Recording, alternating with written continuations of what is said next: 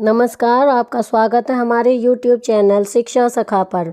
आज मैं आपके लिए लेकर आई हूँ कक्षा 7 सामाजिक एवं राजनीतिक जीवन का अध्याय 7।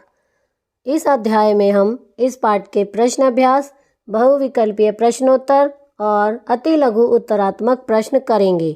पिछली वीडियो में मैंने आपको अध्याय 6 संचार माध्यमों को समझना पाठ के प्रश्न अभ्यास, अति लघु उत्तरात्मक प्रश्न और बहुविकल्पीय प्रश्नोत्तर करवाए थे।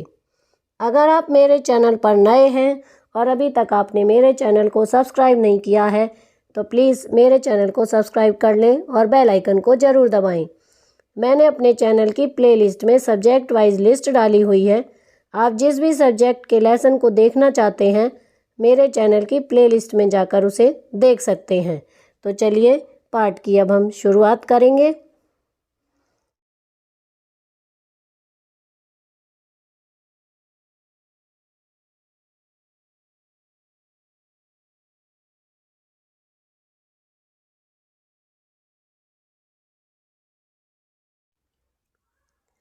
अब हम इस पाठ के प्रश्न अभ्यास करेंगे।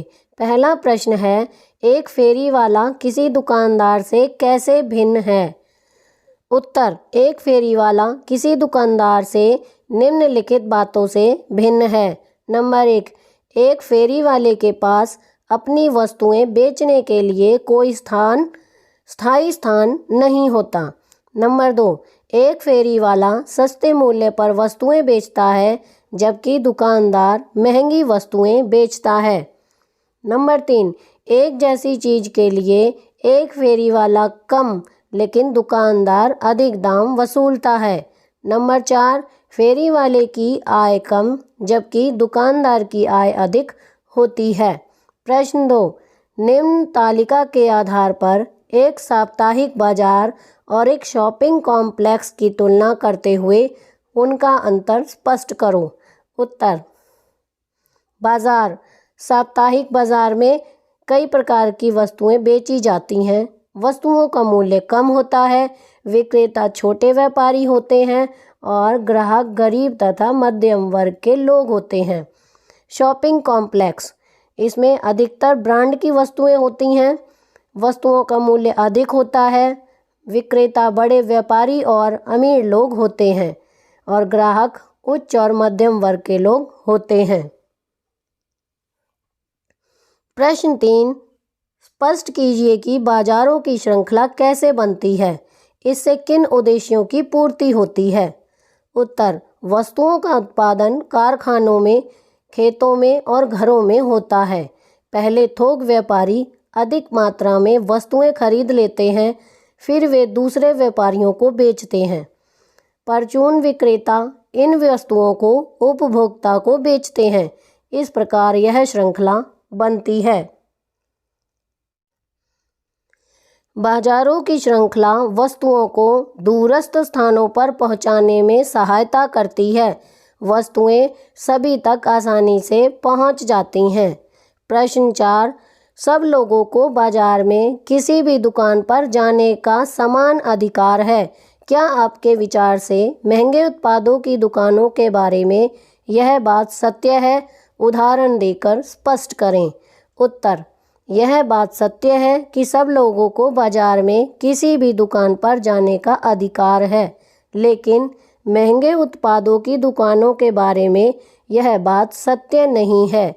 महंगे उत्पादों की दुकानें वातानुकूलित होती हैं, ब्रांडेड वस्तुएं होती हैं, विज्ञापनों द्वारा क्वालिटी का दावा करके बेचा जाता है, इसलिए गरीब लोग इन दुकानों में जाने का साहस नहीं करते। प्रश्न 5, बाजार में जाए बिना भी खरीदना और बेचना हो सकता है। उदाहरण देकर इस कथन की व्याख्या करिए। उत्तर, बाजार जाए बिना भी खरीदने तथा बेचने का कार्य हो सकता है। हम फ़ोन या इंटरनेट द्वारा विभिन्न प्रकार की वस्तुओं के ऑर्डर दे सकते हैं और सामान हमारे घर पहुंच जाता है। हम इंटरनेट पर किताबें ऑर्डर कर सकते हैं, डॉक्टरों से इलाज के बारे में पूछ सकते हैं, रसोई का सामान तथा हर प्रकार का सामान मंगा सकते हैं। अब हम बहुविकल्पीय प्रश्नोत्तर करेंगे। पहला प्रश्न है, उस स्थान को क्या कहते हैं जहां से हम अपने उपयोग की वस्तुएं खरीदते हैं? ए बाजार, बी बाजारों की श्रृंखला, सी हाट, डी कोई नहीं। इसका सही उत्तर है ए बाजार। प्रश्न 2, इनमें से कौन सा बाजार का प्रकार है? ए फेरी वालों के स्टॉल, बी साप्ताहिक बाजार, सी मॉल, डी उपर्युक्त सभी। इसका सही उत्तर है डी उपर्युक्त सभी। प्रश्न 3, साप्ताहिक बाजार में क्या कुछ मिलता है? ए सब्जी, बी कपड़े, सी बर्तन, डी उपर्युक्त सभी। इसका सही उत्तर है डी उपर्युक्त सभी। प्रश्न 4, ब्रांडों वाले उत्पाद कहाँ पर मिलते हैं? ए बाजार, बी साप्ताहिक बाजार, सी मॉल, डी फेरी वालों के स्टॉल। इसका सही उत्तर है सी मॉल। प्रश्न 5, डैश चारों ओर से घिरा हुआ दुकानदारी का स्थान होता है जिसकी इमारत बहुत बड़ी होती है? ए बाजार श्रृंखला, बी मॉल, सी साप्ताहिक बाजार, डी फेरी वालों के स्टॉल। इसका सही उत्तर है बी मॉल। प्रश्न 6, डैश वह श्रृंखला है जो परस्पर एक दूसरे से कड़ियों के समान जुड़ी होती हैं? ए बाजार श्रृंखला, बी मॉल, सी फेरी वालों के स्टॉल, डी साप्ताहिक बाजार। इसका सही उत्तर है ए बाजार श्रृंखला। प्रश्न 7, जो लोग चीज़ें पैदा करने वालों तथा चीज़ों का प्रयोग करने वालों के बीच होते हैं उन्हें क्या कहते हैं? ए उत्पादक, बी व्यापारी, सी उपभोक्ता, डी कोई नहीं। इसका सही उत्तर है बी व्यापारी। अब हम लघु उत्तरीय प्रश्न करेंगे। पहला प्रश्न है, साप्ताहिक बाजारों में वस्तुएं सस्ती क्यों मिलती हैं? उत्तर, साप्ताहिक बाजारों में वस्तुएं निम्नलिखित कारणों से सस्ती मिलती हैं। नंबर 1, साप्ताहिक बाजारों में लगने वाली दुकानों पर कोई खर्च नहीं आता। नंबर 2, साप्ताहिक बाजारों में बेची जाने वाली चीज़ों को दुकानदार अपने घरों में ही जमा करके रखते हैं, जिनमें उनके परिवार भी मदद करते हैं, जिससे उन्हें अलग से कर्मचारियों पर धन खर्च नहीं करना पड़ता। नंबर 3, साप्ताहिक बाजार में एक ही तरह के सामानों के लिए कई दुकानें होती हैं, जिससे उनमें प्रतियोगिता होती है और वे वस्तुओं के दाम कम हो जाते हैं। प्रश्न 2, पड़ोस की दुकानें कैसे उपयोगी होती हैं? उत्तर, पड़ोस की दुकानें कई अर्थों में उपयोगी होती हैं। नंबर 1, वे हमारे घरों के निकट होती हैं और हम सप्ताह के किसी भी दिन तथा समय इन दुकानों पर जा सकते हैं। नंबर 2, इनसे सामान उधार में मिल जाता है, हम खरीदे गए सामान का भुगतान बाद में कर सकते हैं। प्रश्न 3, ब्रांडेड सामान महंगा क्यों होता है? उत्तर, ब्रांडेड सामान इसलिए महंगा होता है क्योंकि इसे कंपनियां बड़े बड़े विज्ञापन देकर तथा क्वालिटी का दावा करके बेचती हैं। कंपनियां अपने ब्रांडेड उत्पादों को बड़े शहरी बाजारों तथा अपने विशेष शोरूमों में बेचने के लिए रखती हैं। इन सब पर बहुत खर्च आता है। प्रश्न 4, किस साप्ताहिक बाजार हमारे लिए लाभदायक साबित होते हैं? उत्तर, साप्ताहिक बाजार हमारे लिए काफ़ी लाभदायक सिद्ध होते हैं क्योंकि यहाँ पर रोज़मर्रा के जीवन की सभी चीज़ें उपलब्ध होती हैं। सब्जियाँ, कपड़े, किराने का सामान, बर्तन इत्यादि सभी कुछ यहाँ उपलब्ध होता है। हमें अलग अलग सामान लेने के लिए अलग अलग स्थानों पर जाने की आवश्यकता नहीं होती।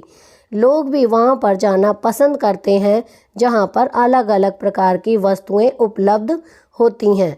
प्रश्न 5, मॉल किसे कहते हैं? उत्तर, मॉल और कुछ नहीं केवल चारों ओर से घिरा हुआ दुकानदारी का स्थान होता है। इसकी इमारत काफ़ी बड़ी होती है। इसमें कई मंजिलें, दुकानें, रेस्तरां और यहाँ तक कि सिनेमा घर भी होते हैं। इन दुकानों में आमतौर पर ब्रांडों वाले उत्पाद ही बिकते हैं।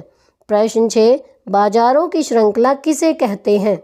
उत्तर, बाजारों की श्रृंखला वह श्रृंखला होती है जो परस्पर एक दूसरे से कड़ियों के समान जुड़ी होती हैं, क्योंकि उत्पाद एक बाजार से होते हुए दूसरे बाजार में पहुंचते हैं।